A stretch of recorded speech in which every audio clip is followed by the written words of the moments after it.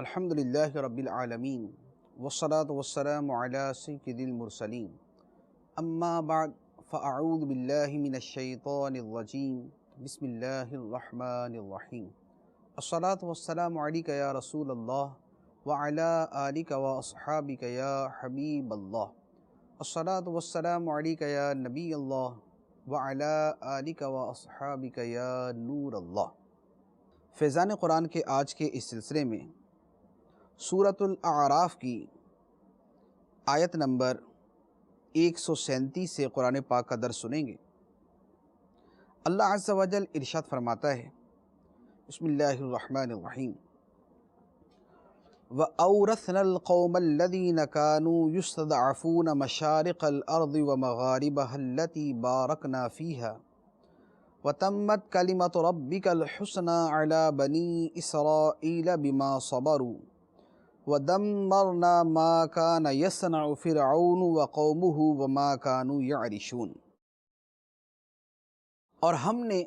اس قوم کو جسے دبایا گیا تھا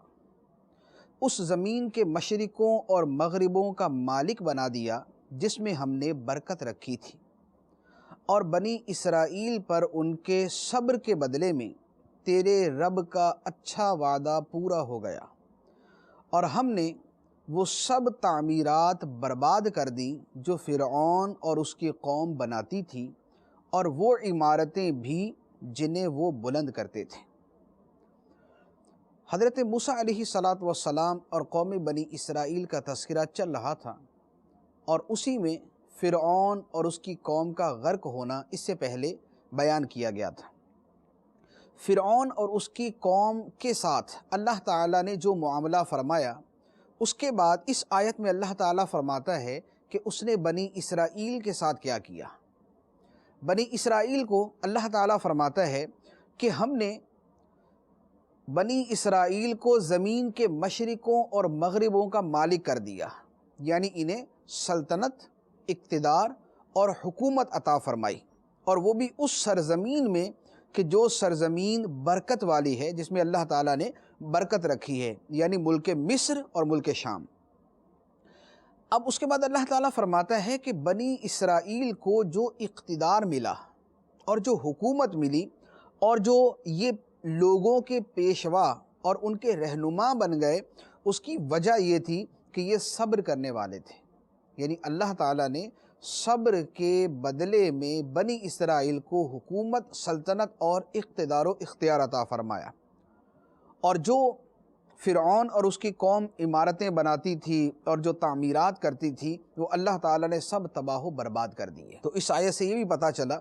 کہ صبر اللہ تعالیٰ کی بارگاہ میں بڑا مقبول اور بڑا محبوب ہے۔ اللہ تعالیٰ صبر کی وجہ سے عزت، غلبہ، خوشحالی اور حکمرانی عطا فرماتا ہے۔ اس کے بعد اللہ تعالیٰ ارشاد فرماتا ہے،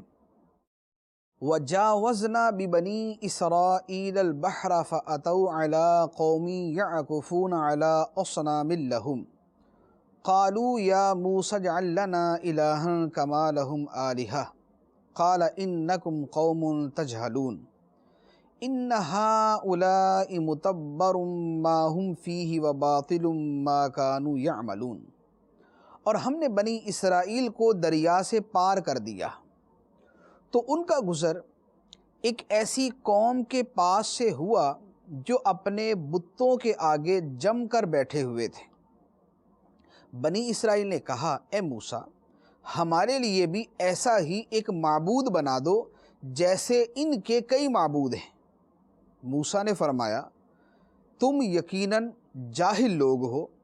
بے شک یہ لوگ جس کام میں پڑے ہوئے ہیں وہ سب برباد ہونے والا ہے،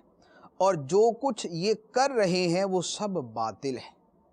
یہاں اللہ تعالیٰ نے ایک اور واقعہ بیان کیا کہ فرعون اور اس کی قوم جب ڈوب گئی اور بنی اسرائیل سمندر سے پار گزر گئے، وہاں گزرتے ہوئے ان کا گزر ایک ایسی قوم کے پاس سے ہوا جو بتوں کی پوجا کرتے تھے۔ ان کے بت کس شکل کے تھے؟ بعد نے کہا کہ گائے کی شکل کے تھے، اور پھر اسی سے گائے پرستی اور گائے کی پوجا کرنا، گائے کو خدا ماننا، یہ شروع ہو گئے۔ تو وہ لوگ اپنے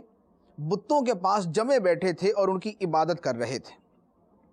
بنی اسرائیل کے وہ لوگ جو نئے نئے مسلمان ہوئے اور جنہیں اسلام کی ابھی پوری پہچان نصیب نہ ہوئی تھی اور صحبت نبوی کی وجہ سے ان کی ابھی تک مکمل اصلاح نہ ہوئی تھی، انہوں نے کہا کہ اے موسیٰ، جیسے ان لوگوں کے بہت سارے معبود ہیں تو آپ ہمارا بھی ایک معبود بنا دیں، یعنی ہمیں بھی اسی طرح کا ایک بت بنا کر دے دیں۔ موسیٰ علیہ السلام نے جب اپنی قوم کے کچھ لوگوں کا یہ مطالبہ سنا کہ یہ تو صریح شرک کا مطالبہ کر رہے ہیں، تو آپ نے ان سے ارشاد فرمایا کہ بے شک تم تو بڑے جاہل لوگ کہ ایک خدا کو چھوڑ کر تم بتوں کی پوجا کرنے کے لیے مائل ہو رہے ہو، اور وہ بھی خدا بنانے کا مجھے کہہ رہے ہو کہ میں تمہارے لیے ایک خدا متعین کر دوں جس کی تم عبادت کرو۔ اور پھر ساتھ ہی ارشاد فرمایا کہ یہ بت پرست جس کام میں پڑے ہوئے ہیں یہ کام باطل ہے اور برباد ہونے والا ہے، یعنی یہ سب تباہ ہو جائے گا۔ تو اپنی قوم کو ارشاد فرما دیا کہ یہ بت پرست اور ان کے بت یہ تو سارے ہمارے ہاتھوں ہلاک ہونے والے ہیں، تباہ ہونے والے، تو تم بت پرست نہیں بلکہ بت شکن ہو۔ تمہیں بتوں کو توڑنے کے لیے اور بت پرستی کا خاتمہ کرنے کے لیے بھیجا گیا ہے، نہ کہ معاذ اللہ اس لیے کہ تم خود بت پرستی کے اندر پڑ جاؤ۔ اس کے بعد موسیٰ علیہ السلام نے اسی مطالبے پر مزید ارشاد فرمایا، قال اغیر اللہ ابغیکم الہا وہو فضلکم علی العالمین۔ موسیٰ نے فرمایا، کیا تمہارے لیے اللہ کے سوا کوئی اور معبود تلاش کروں،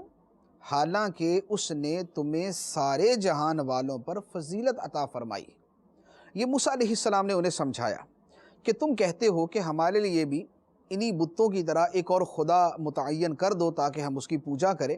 تو فرمایا کہ کیا اللہ کے علاوہ تمہارے لیے میں کوئی اور خدا تلاش کروں، حالانکہ اس اللہ کی تم پر اتنی کرم نوازیاں ہیں، اس نے تمہیں روئے زمین پر موجود لوگوں پر فضیلت عطا فرمائی ہے، یعنی بنی اسرائیل کو موسیٰ علیہ السلام کے زمانے میں ساری دنیا سے وہ افضل قوم تھی موسیٰ علیہ السلام کے زمانے میں۔ تو موسیٰ علیہ السلام نے فرمایا کہ جب اللہ تعالیٰ نے تمہیں اتنی فضیلت عطا فرمائی، تمہیں اتنا مقام عطا فرمایا، تو اب تم تو خالصتاً اسی کی عبادت کرو اور توحید پر ثابت قدم رہو، لیکن تم یہ الٹا مطالبہ کر رہے ہو کہ ہمارے لیے بھی ایک بت کو معبود بنا دیا جائے تاکہ ہم بھی اس کی عبادت کریں۔ اس کے بعد اللہ تعالیٰ ارشاد فرماتا ہے،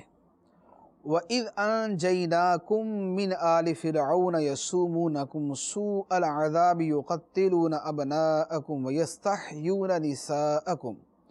وَفِي ذَلِكُمْ بَلَاءٌ مِّن رَبِّكُمْ عَظِيمٌ۔ اور یاد کرو جب ہم نے تمہیں فرعونیوں سے نجات دی جو تمہیں بہت بری سزا دیتے، تمہارے بیٹوں کو قتل کرتے اور تمہاری بیٹیوں کو زندہ رکھتے تھے، اور اس میں تمہارے رب کی طرف سے بڑی آزمائش تھی۔ یہاں اللہ تعالیٰ نے بنی اسرائیل کو اپنا احسان یاد دلایا کہ تم وہ وقت یاد کرو جب تمہاری حالت یہ تھی کہ تم فرعونیوں کے قبضے میں تھے، غلامانہ زندگی بسر کر رہے تھے، محنت و مشقت تمہاری مجبوری تھی، بڑے بڑے بوجھ والے کام تمہارے اوپر ڈالے جاتے تھے، اور اس کے ساتھ تمہارے بیٹوں کو قتل کیا جاتا تھا اور صرف بچیوں کو چھوڑ دیا جاتا تھا۔ اتنے بڑے عذاب کے اندر تم نے اتنی زندگی گزاری، اور پھر اللہ تعالیٰ نے حضرت موسیٰ علیہ السلام کے ذریعے سے تمہیں فرعون اور اس کے مظالم سے نجات عطا کی۔ تو وہ تمہارا جو پہلے عذاب اور تکلیف کا زمانہ تھا وہ اللہ کی طرف سے آزمائش تھی، اور موسیٰ علیہ السلام کے ذریعے تمہیں اس عذاب سے چھٹکارا مل جانا یہ اللہ تعالیٰ کی طرف سے انعام تھا۔ تو تم اللہ کے انعام کو یاد کرو اور اس انعام پر اللہ تعالیٰ کا شکر ادا کرو، نہ یہ کہ ناشکری کرتے ہوئے بتوں کی پوجا کی طرف مائل ہو جاؤ۔ اس کے بعد اللہ تعالیٰ نے دوسری بات ارشاد فرمائی، ارشاد فرمایا وَوَاعَدْنَا مُوسَىٰ 30 لَيْلَةً وَأَتْمَمْنَاهَا بِعَشْرٍ فَتَمَّ مِيقَاتُ رَبِّهِ 40 لَيْلَةً وَقَالَ مُوسَىٰ لِأَخِيهِ هَارُونَ اخْلُفْنِي فِي قَوْمِي وَأَصْلِحْ وَلَا تَتَّبِعْ سَبِيلَ الْمُفْسِدِينَ۔ اور ہم نے موسیٰ سے 30 راتوں کا وعدہ فرمایا اور اس میں 10 راتوں کا اضافہ کر کے پورا کر دیا، تو اس کے رب کا وعدہ 40 راتوں کا پورا ہو گیا۔ اور موسیٰ نے اپنے بھائی ہارون سے کہا، تم میری قوم میں میرے نائب رہنا اور اصلاح کرنا اور فسادیوں کے راستے پر نہ چلنا۔ یہاں اس آیت میں جو بیان کیا گیا یہ اصل میں حضرت موسیٰ علیہ السلام کو توریت شریف عطا کیے جانے کا واقعہ ہے۔ موسیٰ علیہ السلام نے اپنی قوم سے فرمایا تھا کہ جب ہم فرعون سے نجات پا جائیں گے تو میں اللہ تعالیٰ کی طرف سے ایک کتاب لے کر آؤں گا جس میں ہماری زندگی گزارنے کے طریقے بیان ہوں گے، ہمارا پورا زندگی کا نظام جس کے اندر بیان کیا گیا ہوگا۔ چنانچہ جب فرعون غرق ہوا، موسیٰ علیہ السلام اور آپ کی قوم جو ہے وہاں سے تشریف لے گئے، تو اس وقت موسیٰ علیہ السلام نے اپنا وعدہ پورا کرنے کے لیے اللہ تعالیٰ کی بارگاہ میں دعا کی، اور اللہ تعالیٰ نے فرمایا کہ اے موسیٰ 30 راتوں کے لیے، یعنی 30 دن اور رات کے لیے تم آ جاؤ پہاڑ کے اوپر۔ موسیٰ علیہ السلام پہاڑ پہ تشریف لے گئے، 30 دن آپ نے وہاں گزارے۔ وہاں جانے سے پہلے موسیٰ علیہ السلام نے حضرت ہارون علیہ السلام کو اپنا نائب مقرر کیا، اور نائب مقرر کر کے ارشاد فرمایا کہ اخلفنی فی قومی، میری قوم میں تم میرے نائب بن جاؤ، وَأَصْلِحْ، اور اصلاح کرنا، وَلَا تَتَّبِعْ سَبِيلَ الْمُفْسِدِينَ، اور فسادیوں کے راستے پر نہ چلنا۔ یہ انہیں استقامت کے لیے فرمایا، یا آپ کے ذریعے آپ نے اپنی قوم سے یہ فرمایا تھا کہ فسادیوں کے راستے پر نہ چلنا۔ موسیٰ علیہ السلام نے ہارون علیہ السلام کو اپنا نائب بنایا اور خود آپ پہاڑ پہ تشریف لے گئے۔ 30 راتیں آپ نے وہاں گزاری، روزے رکھے، اور 30 دن کے بعد حضرت موسیٰ علیہ السلام نے مسواک کی۔ جب آپ نے مسواک کی تو فرشتوں نے عرض کیا کہ حضور، آپ کے منہ سے ایک بڑی پیاری خوشبو آیا کرتی تھی، لیکن اب وہ خوشبو آنا بند ہو گئی، یعنی روزے کی وجہ سے جو معدے سے ایک مہک اٹھتی ہے وہ ان کے منہ سے محسوس ہوتی تھی۔ تو روزے کی خوشبو اللہ کو بھی پسند ہے، اللہ کے فرشتوں کو بھی پسند ہے۔ اب جب وہ خوشبو ختم ہوگی تو موسیٰ علیہ السلام کو فرشتوں نے جب عرض کیا تو اللہ تعالیٰ نے 10 دن کا مزید اضافہ کر دیا کہ 10 دن آپ مزید یہاں پر ٹھہرے۔ موسیٰ علیہ السلام نے 40 دن وہاں پر قیام فرمایا، اور 40 دن کے بعد اللہ تعالیٰ نے حضرت موسیٰ علیہ السلام کو توریت شریف عطا فرمائی۔ اب اس کے بعد حضرت موسیٰ علیہ السلام کو جب وہاں پر توریت شریف عطا کی گئی، وہیں پر ایک اور بڑا عظیم واقعہ رونما ہوا جسے اللہ تعالیٰ نے یہاں پر بڑی تفصیل کے ساتھ بیان فرمایا۔ ارشاد فرمایا، وَلَمَّا جَاءَ مُوسَىٰ لِمِيقَاتِنَا وَكَلَّمَهُ رَبُّهُ قَالَ رَبِّ أَرِنِي أَنظُرْ إِلَيْكَ قَالَ لَن تَرَانِي وَلَكِنِ انظُرْ إِلَى الْجَبَلِ فَإِنِ اسْتَقَرَّ مَكَانَهُ فَسَوْفَ تَرَانِي فَلَمَّا تَجَلَّىٰ رَبُّهُ لِلْجَبَلِ جَعَلَهُ دَكًّا وَخَرَّ مُوسَىٰ صَعِيقًا فَلَمَّا أَفَاقَ قَالَ سُبْحَانَكَ تُبْتُ إِلَيْكَ وَأَنَا أَوَّلُ الْمُؤْمِنِينَ۔ اور جب موسیٰ ہمارے وعدے کے وقت پر حاضر ہوا اور اس کے رب نے اس سے کلام فرمایا تو اس نے عرض کی، اے میرے رب، مجھے اپنا جلوہ دکھا تاکہ میں تیرا دیدار کر لوں۔ اللہ نے فرمایا، تو مجھے ہرگز نہ دیکھ سکے گا، البتہ اس پہاڑ کی طرف دیکھ، اگر یہ پہاڑ اپنی جگہ ٹھہرا رہا تو عنقریب تو مجھے دیکھ لے گا۔ پھر جب اس کے رب نے پہاڑ پر اپنا نور چمکایا تو اسے پاش پاش کر دیا، اور موسیٰ بے ہوش ہو کر گر گئے۔ جب ہوش آیا تو عرض کی، تو پاک ہے، میں تیری طرف رجوع لایا اور میں سب سے پہلا مسلمان ہوں۔ یہاں پر اسی واقعے کا ایک حصہ جو بیان کیا گیا کہ موسیٰ علیہ السلام جب اللہ تعالیٰ کے فرمان کے مطابق پہاڑ پر تشریف لے گئے اور اللہ تعالیٰ سے کلام کیا، اور کلام کیسا؟ وہ کلام کہ بلا واسطہ اللہ تعالیٰ کا کلام سنا، یعنی اللہ تعالیٰ نے آپ سے جو کلام فرمایا وہ کلام آپ نے سنا۔ یہ وہ فضیلت ہے جو بطور خاص اللہ تعالیٰ نے حضرت موسیٰ علیہ السلام کو عطا فرمائی، اور اسی کی وجہ سے آپ کا لقب ہے کلیم اللہ، یعنی اللہ سے ہم کلام ہونے والے، وہ ہستی جس سے اللہ نے کلام کیا۔ موسیٰ علیہ السلام کا یہ بڑا عظیم مرتبہ ہے۔ جب حضرت موسیٰ علیہ السلام کو اللہ تعالیٰ کا کلام سننے کا شرف حاصل ہوا تو دل کے اندر یہ تمنا اور یہ شوق پیدا ہوا کہ میں اللہ تعالیٰ کا دیدار بھی کروں۔ جب اللہ تعالیٰ نے مجھے اتنا بڑا مرتبہ عطا فرمایا جو دنیا میں کسی کو عطا نہیں فرمایا کہ اللہ تعالیٰ اس سے یوں کلام فرمائے کہ وہ اللہ تعالیٰ کا کلام بلا واسطہ سنے۔ تو موسیٰ علیہ السلام نے عرض کی کہ اے اللہ تو مجھے اپنا آپ دکھا، میں تجھے دیکھنا چاہتا ہوں، یعنی دیدار کا سوال کیا۔ اللہ تعالیٰ نے ارشاد فرمایا اے موسیٰ تو مجھے ہرگز نہیں دیکھ سکے گا، اس پہاڑ کو دیکھ، اگر یہ پہاڑ اپنی جگہ پہ ٹھہرا رہا، اللہ تعالیٰ اپنی تجلی اس پہ ڈالے گا، اگر یہ پہاڑ اپنی جگہ ٹھہرا رہا تو مجھے دیکھ لے گا۔ پھر جب اللہ تعالیٰ نے اپنی تجلی اس پہاڑ کے اوپر ڈالی تو وہ پہاڑ ریزہ ریزہ ہو گیا۔ اللہ تعالیٰ کے تجلی کے نور سے اور اللہ تعالیٰ کی اس تجلی کی ہیبت سے وہ پہاڑ پاش پاش ہو گیا، ریزہ ریزہ ہو کر بکھر گیا۔ اور موسیٰ علیہ السلام یہ دیکھ کر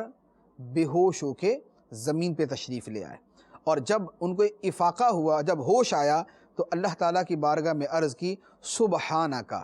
اے اللہ تو پاک ہے، تبت الیک، میں تیری طرف رجوع لایا، وانا اول المؤمنین، اور میں سب سے پہلا مسلمان ہوں۔ موسیٰ علیہ السلام کا یہ اللہ تعالیٰ سے ہم کلام ہونا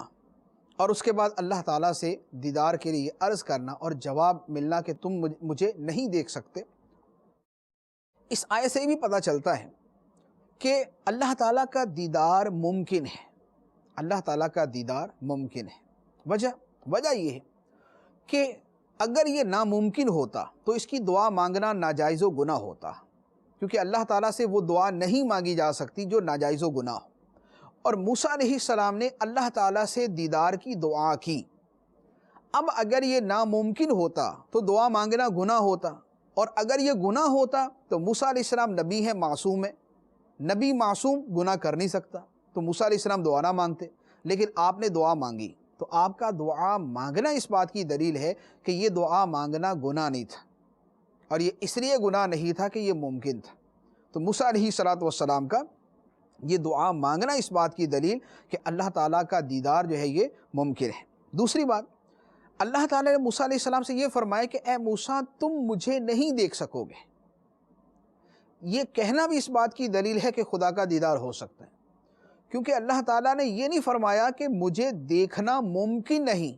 مجھے دیکھا نہیں جا سکتا، بلکہ موسیٰ علیہ السلام سے فرمایا کہ تم مجھے نہیں دیکھ سکتے۔ تو اگر اللہ تعالیٰ کا دیکھا جانا ہی ممکن نہ ہوتا تو اللہ تعالیٰ ان سے یہ فرما دیتا کہ میرا دیکھا جانا ممکن ہی نہیں کہ کوئی مجھے دیکھے، لیکن اللہ تعالیٰ نے صرف حضرت موسیٰ علیہ السلام کو فرمایا کہ تم مجھے نہیں دیکھ سکو گے، اور یہ بھی کب؟ دنیا کی زندگی کے اندر۔ آخرت کے اندر اللہ تبارک و تعالیٰ کا دیدار تمام انبیاء کرام علیہم السلام کو سر کی آنکھوں سے ہوگا، اور صالحین اور جنتیوں کو بھی اللہ تعالیٰ کا دیدار نصیب ہوگا۔ اور دنیا کے اندر کلام کا شرف حضرت موسیٰ علیہ السلام کو عطا ہوا، اور دیدار کا شرف ہمارے آقا و مولا صلی اللہ تعالیٰ علیہ وآلہ وسلم کو عطا کیا گیا کہ سرکار دو عالم صلی اللہ علیہ وآلہ وسلم نے معراج کی رات اپنے سر کی آنکھوں سے اللہ تعالیٰ کا دیدار کیا۔ اس کے بعد اللہ تعالیٰ نے حضرت موسیٰ علیہ السلام سے فرمایا قال یا موسیٰ انی اصطفیتک علی الناس برسالاتی و بکلامی فخذ ما آتیتک وکن من الشاکرین۔ اللہ نے فرمایا اے موسیٰ میں نے اپنی رسالتوں اور اپنے کلام کے ساتھ تجھے لوگوں پر منتخب کر لیا، تو جو میں نے تمہیں عطا فرمایا ہے اسے لے لو اور شکر گزاروں میں سے ہو جاؤ۔ چونکہ موسیٰ علیہ السلام کو دیدار نہیں ملا تھا تو ایک قسم کی اس کے اندر ایک دل کے اندر غم تھا، تو اللہ تعالیٰ نے موسیٰ علیہ السلام کی دل جوئی فرمائی اور آپ کو خوش کرتے ہوئے ارشاد فرمایا کہ اے موسیٰ میں نے تجھے لوگوں پر منتخب کر لیا، یعنی تو میرا برگزیدہ بندہ ہے جسے لوگوں پر چنا گیا ہے، لوگوں پر فضیلت عطا کی گئی ہے کہ میں نے تجھے اپنی رسالت، اپنے پیغامات عطا کیے ہیں، اور میں نے تجھے اپنے ساتھ ہم کلامی سے شرف یاب کیا ہے۔ تو فرمایا کہ جو میں نے تجھے دیا ہے اسے لے لو اور شکر گزاروں میں سے ہو جاؤ۔ اب توریہ شریف عطا کی گئی تو اللہ تعالیٰ اس کے بارے میں ارشاد فرماتا ہے وَكَتَبْنَا لَهُ فِي الْأَلْوَاحِ مِن كُلِّ شَيْءٍ مَوْعِظَةً وَتَفْصِيلًا لِكُلِّ شَيْءٍ فخذها بقوة وأمر قومك يأخذوا بأحسنها سأريكم دار الفاسقين۔ اور ہم نے اس کے لیے توریت کی تختیوں میں ہر چیز کی نصیحت اور ہر شے کی تفصیل لکھ دی، اور فرمایا اسے مضبوطی سے پکڑ لو اور اپنی قوم کو حکم دو کہ وہ اس کی اچھی باتیں اختیار کریں، ان قریب میں تمہیں نافرمانوں کا گھر دکھاؤں گا۔ یہاں جو فرمایا گیا کہ تختیوں کے اندر اللہ تعالیٰ نے ہر چیز کی نصیحت لکھ دی، اس تختیوں سے مراد توریت شریف کی تختیاں ہیں۔ یعنی توریت شریف جو ہے یہ موسیٰ علیہ السلام کو تختیوں کی شکل میں ملی تھی، بہت ساری تختیاں تھیں، اور ان تختیوں کے اوپر جو ہے توریت شریف جو ہے وہ لکھی ہوئی تھی۔ تعداد کسی نے کہا 7 ہے، کسی نے کہا 10۔ اور یہ توریت شریف کا عطا کیا جانا یہ عید الاضحیٰ کے دن تھا، 10 ذو الحجہ کو اللہ تعالیٰ نے توریت شریف عطا فرمائی۔ اور اس توریت شریف کی فضیلت فرمایا کہ ہر شے کی نصیحت، ہر شے کا تفصیلی بیان ہے، اور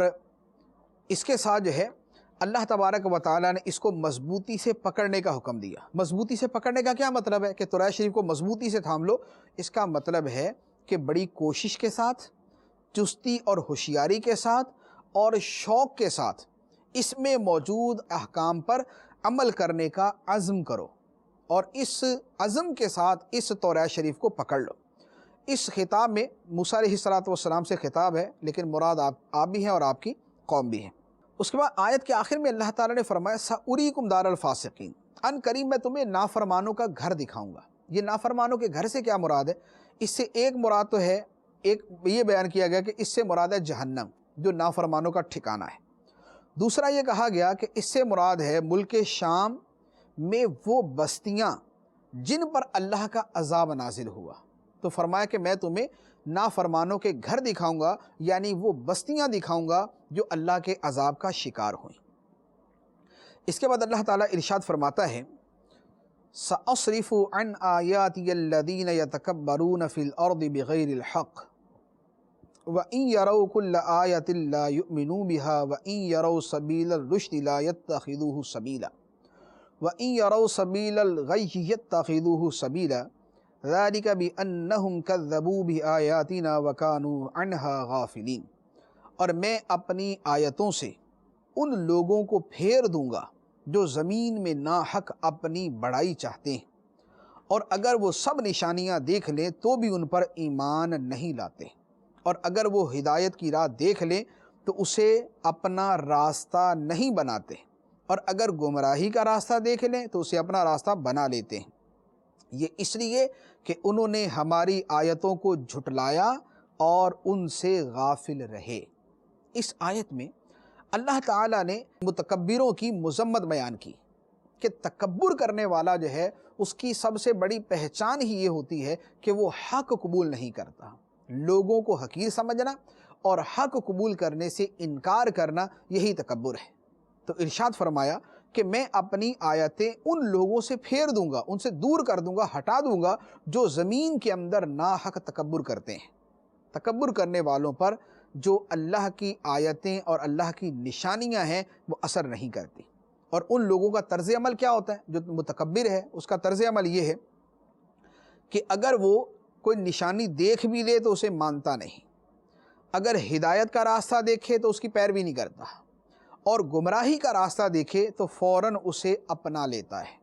یہ متکبر کی نشانی کہ متکبر آدمی صحیح راستہ اپنانے سے محروم رہتا ہے اور غلط راستہ اپنانے کے اندر دلیر ہوتا ہے۔ اس کا تکبر اور اس کی انانیت اور اس کے دل کی وہ حالت جو ہے وہ اسے حق سے دور کر دیتی ہے۔ تو تکبر جو ہے یہ نہایت ہی برا مرض ہے، اور یہ حق سے دور کرنے والا اور خدا کے نافرمان اور ناپسندیدہ بندوں کے اندر شامل کرنے والا ہے۔ اس کے بعد اللہ تعالیٰ ارشاد فرماتا ہے وَالَّذِينَ كَذَّبُوا بِآيَاتِنَا وَلِقَاءِ الْآخِرَةِ حَبِطَتْ أَعْمَالُهُمْ هَلْ يُجْزَوْنَ إِلَّا مَا كَانُوا يَعْمَلُونَ۔ اور جنہوں نے ہماری آیتوں اور آخرت کی ملاقات کو جھٹلایا تو ان کے تمام اعمال برباد ہوئے، انہیں ان کے اعمال ہی کا بدلہ دیا جائے گا۔ یہ جو آیتوں کو جھٹلانے والے اور آخرت میں اللہ سے ملاقات کا انکار کرنے والے ہیں ان کی وعید بیان کی کہ جو کافر ہیں ان کے تمام اعمال قیامت کے دن برباد ہو جائیں گے۔ اس کے بعد قوم موسیٰ کا ایک اور مشہور واقعہ اللہ تعالیٰ نے بیان فرمایا۔ ارشاد فرمایا وَاتَّخَذَ قَوْمُ مُوسَىٰ مِن بَعْدِهِ مِنْ حُلِيِّهِمْ عِجْلًا جَسَدًا لَهُ خُوَارٌ أَلَمْ يَرَوْا أَنَّهُ لَا يُكَلِّمُهُمْ وَلَا يَهْدِيهِمْ سَبِيلًا اتَّخَذُوهُ وَكَانُوا ظَالِمِينَ۔ اور موسیٰ کے پیچھے اس کی قوم نے اپنے زیورات سے ایک بے جان بچھڑے کو معبود بنا لیا جس کی گائے جیسی آواز تھی۔ کیا انہوں نے یہ نہ دیکھا کہ وہ بچھڑا ان سے نہ کلام کرتا ہے اور نہ انہیں کوئی ہدایت دیتا ہے؟ انہوں نے اسے معبود بنا لیا اور وہ ظالم تھے۔ یہاں قوم موسیٰ کے کچھ لوگوں کا بچھڑے کو معبود بنانے کا واقعہ بیان کیا۔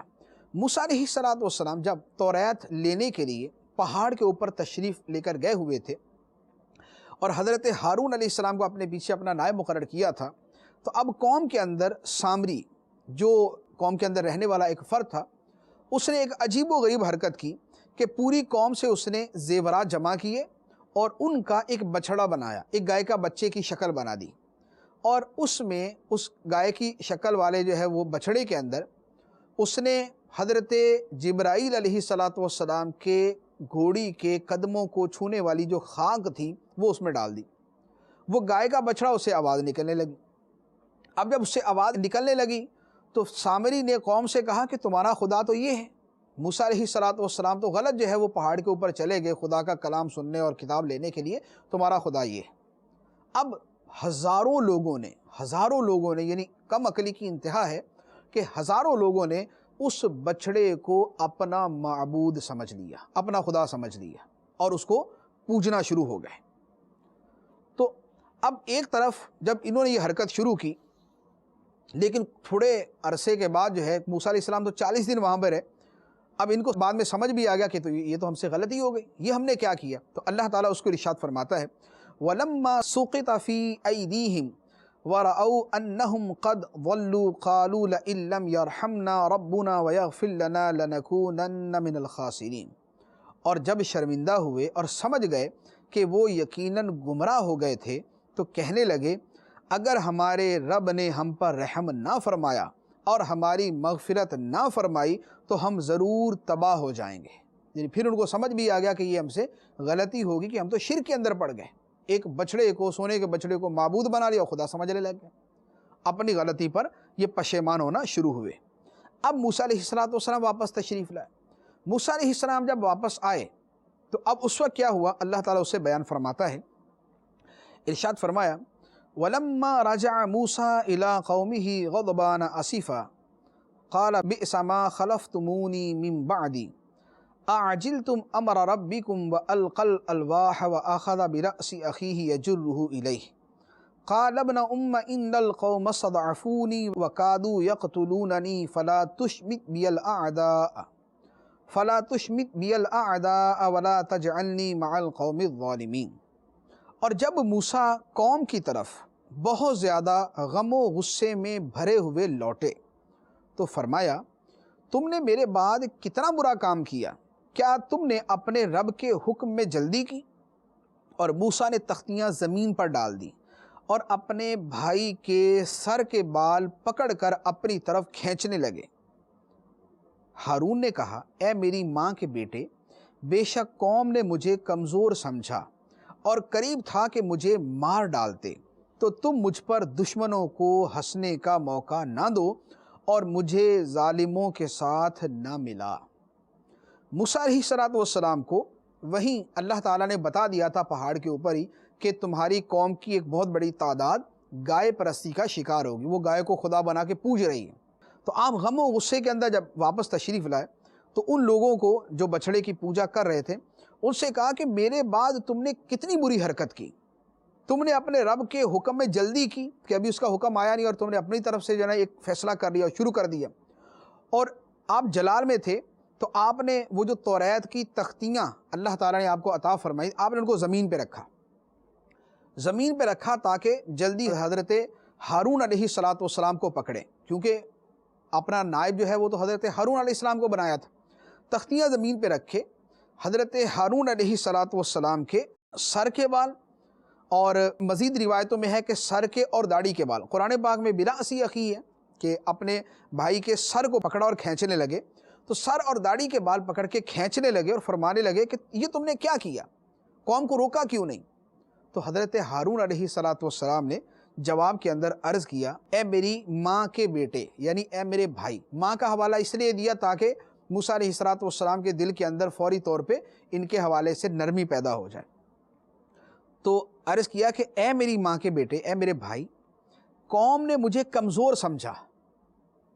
کہ میرے ہوتے ہوئے ہی انہوں نے سونے کے بچڑے کی پوجا کرنا شروع کر دی، تو انہوں نے مجھے کمزور سمجھا اور قریب تھا کہ یہ مجھے قتل ہی کر دیتے ہیں۔ اگر میں ان کو روکتا تو یہ مجھے جان سے مار دیتے، اتنا ان کے اوپر بھوت سوار تھا اس بچڑے کی پوجا کرنے کا۔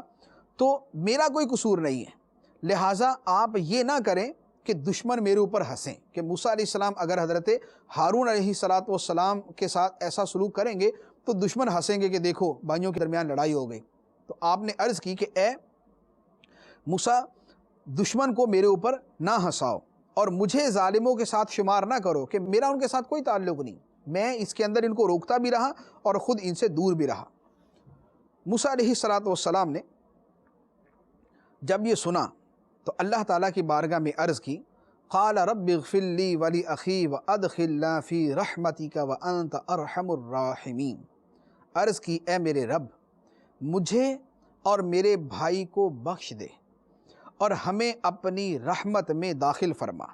اور تو سب رحم کرنے والوں سے بڑھ کر رحم فرمانے والا ہے۔ یہاں پر موسیٰ علیہ السلام کی دعا کا تذکرہ، یہ جو پہلی آیت ہم نے پڑھی، یہاں موسیٰ علیہ السلام سے حضرت ہارون علیہ السلام نے کہا کہ دشمنوں کو مجھ پر ہنسنے کا موقع نہ دو، دشمنوں کو مجھ پر ہنسنے کا موقع نہ دو۔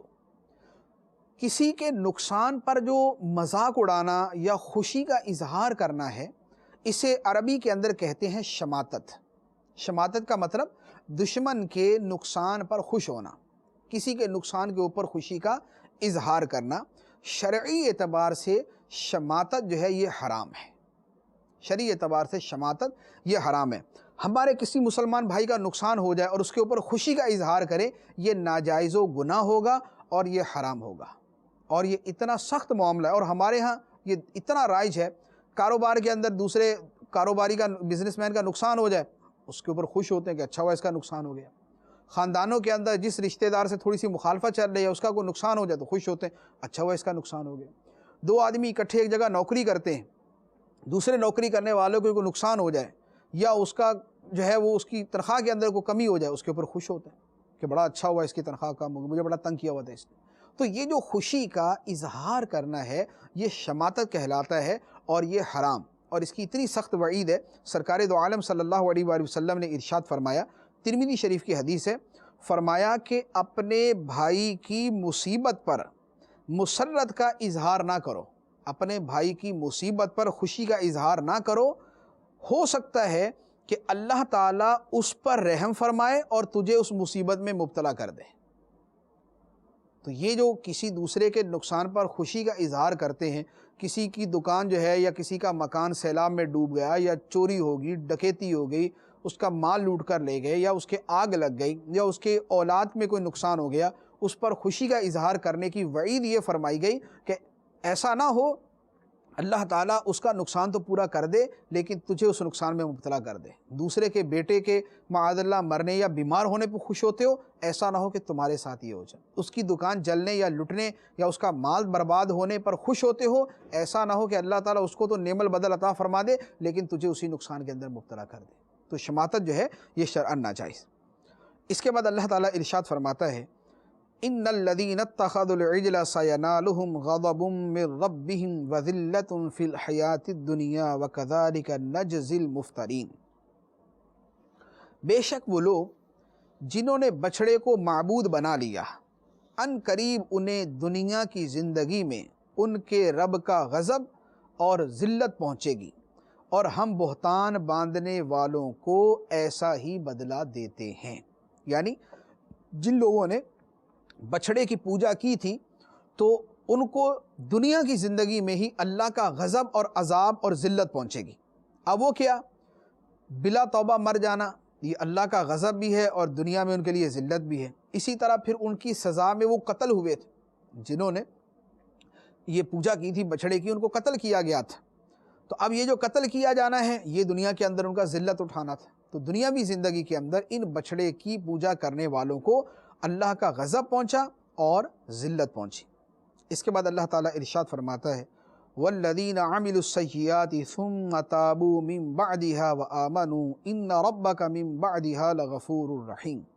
اور وہ لوگ جنہوں نے برے اعمال کیے پھر ان کے بعد توبہ کر لی اور ایمان لے آئے تو بے شک اس توبہ و ایمان کے بعد تمہارا رب بخشنے والا مہربان ہے۔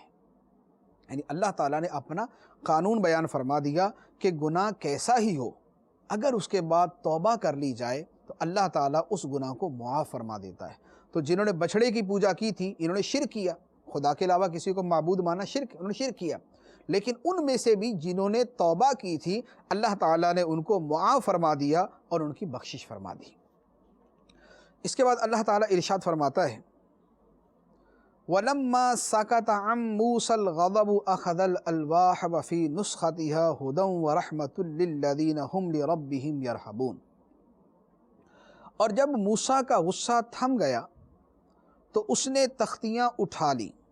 اور ان کی تحریر میں ہدایت اور رحمت ہے ان کے لیے جو اپنے رب سے ڈرتے ہیں۔ اب وہ جو واقعہ ہو گیا کہ قوم موسیٰ علیہ السلام قوم میں تشریف لائے، ہارون علیہ السلام سے پوچھ گچھ کی، قوم کو جو ہے وہ سخت الفاظ کے اندر آپ نے تنبیہ فرمائی، پھر ان کی سزا کا معاملہ ہوا۔ تو اب اس کے بعد موسیٰ علیہ السلام نے وہ جو زمین کے اوپر تختیاں آپ نے توریت کی رکھ دی تھیں آپ نے ان کو اٹھا لیا، اور ان تختیوں میں کیا تھا، توریت شریف کی تختیوں میں کیا تھا؟ اللہ تعالیٰ فرماتا ہے وَفِي نُسْخَتِهَا، اور ان کی تحریر میں ہدن ہدایت تھی، وَرَحْمَةٌ اور رحمت تھی، کن کے لیے؟ لِلَّذِينَ هُمْ لِرَبِّهِمْ يَرْهَبُونَ، ان لوگوں کے لیے جو اپنے رب سے ڈرتے ہیں۔ تو توریت شریف کے اندر اللہ تعالیٰ نے ہدایت بھی رکھی، رحمت بھی رکھی، اور گزشتہ آیات میں فرمایا کہ ان میں نصیحت بھی رکھی، اور اس کے اندر ان کی زندگی گزارنے کے تمام احکامات بھی بیان فرمائے تھے۔ تو یوں اللہ تعالیٰ نے توریت شریف کے ذریعے بھی ان قوم کی ہدایت کا جو ہے وہ انتظام فرمایا۔ پھر یہاں پر جو اللہ تعالیٰ نے ارشاد فرمایا کہ جو بھی برائی کا عمل کرنے والا ہے پھر اس کے بعد اگر وہ توبہ کر لیتا ہے تو اللہ تعالیٰ بخشنے والا رحم فرمانے والا ہے۔ تو توبہ جو ہے یہ تمام گناہوں کو مٹانے والی، لیکن توبہ کے بارے میں جو بنیادی بات ہے وہ یاد رکھنے کی ہے کہ توبہ کی دو صورتیں ہوتی ہیں۔ ایک وہ توبہ کہ جس کے اندر بعض اوقات تلافی کی جو ہے وہ ضرورت نہیں ہوتی، کہ وہ گناہ کی نوعیت ایسی ہے کہ اس میں اگر توبہ کر لی تو وہ توبہ کرنا اس کے گناہ کو مٹانے کے لیے کافی ہوگا، یعنی گناہ پہ شرمندہ ہوئے، ماضی کے اوپر پچھتائے، آئندہ نہ کرنے کا عزم کیا اور اس گناہ کو چھوڑ دیا تو یہ توبہ ہو گئی۔ لیکن کچھ گناہ وہ ہیں کہ جن کی تلافی بھی کرنی ہے، جیسے اگر نمازیں چھوڑی ہیں، ترک نماز سے توبہ کے لیے جو نمازیں چھوڑی ہیں ان کا ادا کرنا بھی ضروری ہے۔ اسی طرح اگر کسی کو تکلیف پہنچائی تھی تو اب اس میں توبہ کے ساتھ ساتھ جسے تکلیف پہنچائی اس سے معافی مانگنا بھی ضروری ہے۔ اسی طرح مالی معاملات ہیں تو مالی معاملات میں اگر توبہ کی تو اس توبہ کے ساتھ جس کا مال ذمے میں ہے وہ مال بھی اسے ادا کرنا پڑے گا۔ تو توبہ جو ہے وہ جب اپنے تقاضوں کے مطابق کی جائے اور اپنی جو اس کی شرائط ہیں ان شرائط کو پورا کیا جائے تو اللہ تبارک و تعالی نے اس کی فضیلت کے اندر ارشاد فرمایا کہ وَالَّذِينَ عَمِلُوا السَّيِّئَاتِ ثُمَّ تَابُوا مِن بَعْدِهَا وَآمَنُوا إِنَّ رَبَّكَ مِن بَعْدِهَا لَغَفُورٌ رَحِيمٌ، کہ جو برے اعمال کریں پھر توبہ کر لیں اس کے بعد اور ایمان لائیں تو بے شک تیرا رب اس کے بعد بخشنے والا رحم فرمانے والا ہے۔ تو توبہ کو اس کو تقاضوں کے مطابق کیا جائے تو اللہ تعالیٰ توبہ قبول بھی فرماتا ہے، رحم بھی فرماتا ہے اور بخشش بھی فرما دیتا ہے۔ اللہ تبارک و تعالی ہمیں سچی توبہ کی توفیق عطا فرمائے، آمین بجاہ النبی الامین صلی اللہ تعالی علیہ وسلم۔